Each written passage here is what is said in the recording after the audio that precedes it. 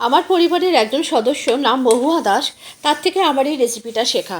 সেই রেসিপিটা শেয়ার করেছিল দেখে আমার এত ভালো লেগেছিল, তো আমি তাকে কমেন্ট করে বলেছিলাম আমি অবশ্যই বানাবো এবং বানিয়ে তোমাকে কিন্তু আমি অবশ্যই বলবো এবং ছবি দেবো। তো সেই রেসিপিটা আজকে আপনাদের সাথে শেয়ার করছি। ভীষণ ইউনিক একটা রেসিপি, আমার কাছে তো ভীষণ ইউনিক লেগেছে, ভীষণ ভালো লেগেছে বলে আমি রেসিপিটা স্টার্ট করেছি। তাহলে চলুন রেসিপিটা স্টার্ট করি।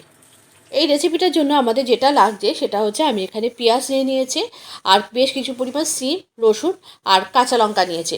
প্রথমে সিমগুলোকে একটু বড় বড় সিম সেহেতু এই সিমগুলোকে আমি মাঝখান থেকে সমস্ত এক ফালি করে কেটে নেব।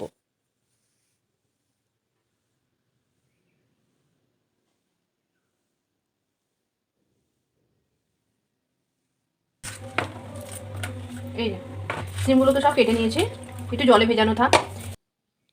আর এরপরে এর মধ্যে দেওয়ার জন্য দু তিনটে বড় কোয়া রসুন নিয়েছে, আর রসুনগুলোকে খোসা ছাড়িয়ে নিয়েছে। আর নিয়েছি একটা বড় সাইজের পেঁয়াজটাকেও বেশ ভালো করে টুকরো করে নিয়েছি।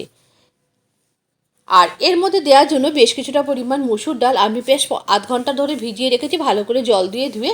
মুসুর ডালটাকে এবার আমি মিক্সিতে দিয়ে একদম মিহি পেস্ট করে নেবো। আর পেস্ট করার সময় আমি এর মধ্যে একটা কাঁচা লঙ্কা দিয়ে দিয়েছি, ঝালটা আপনারা বুঝে দেবেন। এটাকে ভালো মতো পেস্ট করে নিয়েছি। এরপরে আমি এটাকে একটা পাত্রের মধ্যে নিয়েছি। আর আপনারা যখন ডালটা পেস্ট করবেন তখন এর মধ্যে জলটা কম দেওয়ার চেষ্টা করবেন। আমি একটু জলটা বেশি হয়ে গেছিলো, আমি একটু আটা দিয়েছি, দিয়ে একটু বাইন্ডিংয়ের জন্য এটা আটাটা দিয়ে নিয়েছি। এরপরে আমি এগুলোকে ভেজে নেব। পেস্ট করা হয়ে গেছে, আর এদিকে কড়াইতে কিন্তু তেল বসিয়ে দিয়েছি অলরেডি গরম হতে। চলুন রান্নাটা স্টার্ট করি। ভালো করে গরম হয়ে গেছে। বড়াগুলোকে কোনো শেপ দিয়ে ভাজতে হবে না, বড়াগুলোকে এমনি ভেজে নিলেই হবে। বড়াগুলোকে একটুখানি ভেজে নেবো, বেশ লাল লাল করে, একটু মুচমুচে করেই ভাজবো।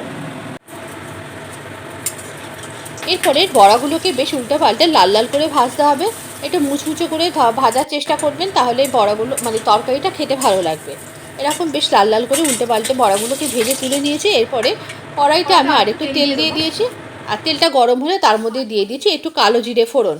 ফোড়নটা হয়ে গেলে এর মধ্যে আমি একে একে সিমটা দিয়ে দিয়েছি। সিমটা দিয়ে বেশ ভালো করে ভাজতে হবে। আর একটা কথা, এই রান্নায় কিন্তু কোনো রকম জল ব্যবহার হবে না। আপনারা চাইলে সরু আর লম্বা সিমগুলোও নিতে পারেন, সেটা হলে আরও বেশি ভালো হবে। আমি যেহেতু চওড়া সিম ছিল সেগুলো মাঝখান থেকে কেটে নিয়েছি। তারপরে সিমটা একটু ভেজে নেওয়ার পর অল্প একটু নুন আর হলুদ দিয়ে দিয়েছি স্বাদ অনুযায়ী, দিয়ে ভালো করে সিমটাকে এবার ভেজে নেবো। এরপরে এর মধ্যে একে একে দিয়ে দিয়েছি পেঁয়াজ কুচিটা। পেঁয়াজটা দিয়ে একটু ভালো করে ভেজে নেওয়ার পর এর মধ্যে দিয়ে দিয়েছি রসুন কুচি। রসুনটা একটু মাঝামাঝি সময় দিয়েছি, তাদের ফ্লেভারটা বেশ ভালো থাকবে।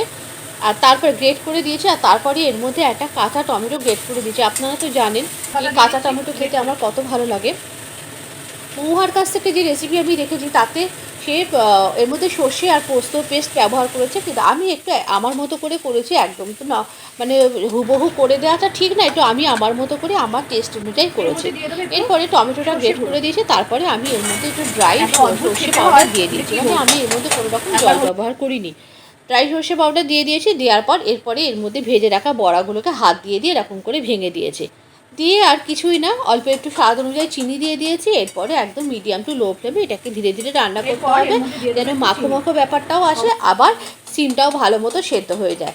এরকম করে 5-7 মিনিট একটু নাড়াচাড়া করলে এটা কিন্তু একেবারে সেদ্ধ হয়ে যাবে। রান্নাটা একেবারেই রেডি। রান্নাটা শেষ হওয়ার পর আপনারা চাইলে ওপর থেকে একটু সরষের তেল ছড়িয়ে দিতে পারেন। আমি এর মধ্যে আর কোনো কিছু ব্যবহার করিনি। এরপরে একদম গরম গরম প্লেটে পরিবেশন করে নিয়েছি গরম গরম ভাতের সাথে। রেসিপিটা কেমন লাগলো অবশ্যই জানাতে হবে, আর রেসিপিটা অবশ্যই ট্রাই করতে হবে। এরকম নিত্য নতুন রান্নার আপডেট পেতে অবশ্যই অন্তরার পেজের সাথে যুক্ত থাকবেন। আবারও দেখা হচ্ছে পরবর্তী ভিডিওতে।